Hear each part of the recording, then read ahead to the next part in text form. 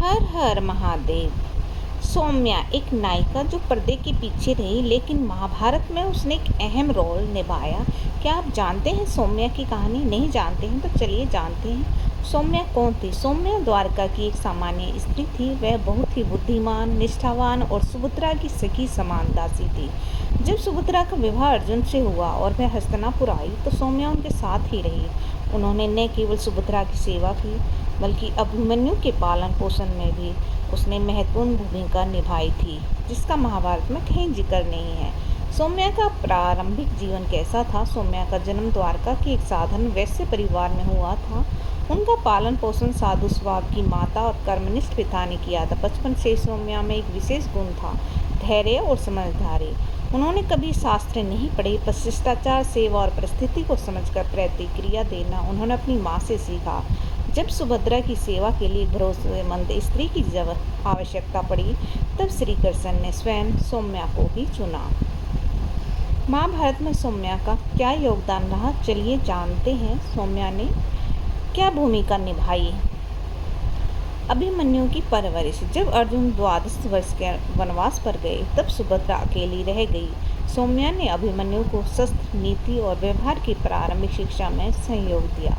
जब गुरु द्रोण और कृपाचार्य द्वारा उसकी शिक्षा हो रही थी, तब सौम्या ने मानसिक और भावनात्मक रूप से अभिमन्यु को संबल दिया, उसे एक होनहार व्यक्ति बनाया। युद्ध की गुप्त सूचनाएं। महाभारत के युद्ध से पहले सुभद्रा और कृष्ण के बीच कई गुप्त वार्ताएं होती थी। ये वार्ताएं सौम्या के माध्यम से ही पांडवों तक पहुंचती थी।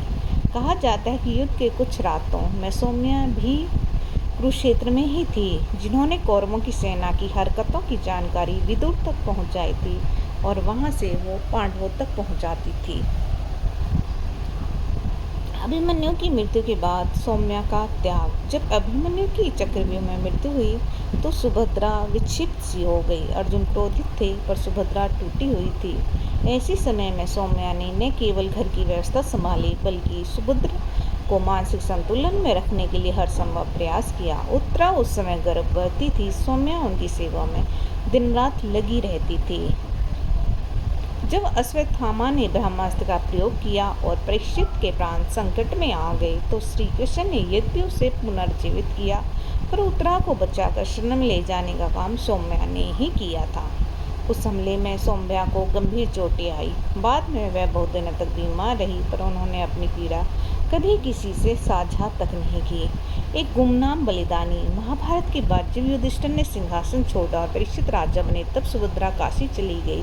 सौम्या ने भी उनके साथ जाने की इच्छा जताई, पर सुभद्रा ने कहा, इस राज्य में तुमने मेरी जितनी सेवा की है, अब तुम स्वयं को सेवा से मुक्त समझो। पर सौम्या ने सेवा को ही अपना धर्म माना। उन्होंने वृद्ध लोगों की देखभाल के लिए एक आश्रम की स्थापना की और शेष जीवन वहीं बिताया। उनकी मृत्यु भी सेवा करते करते ही हुई, शांत, सरल और मौन।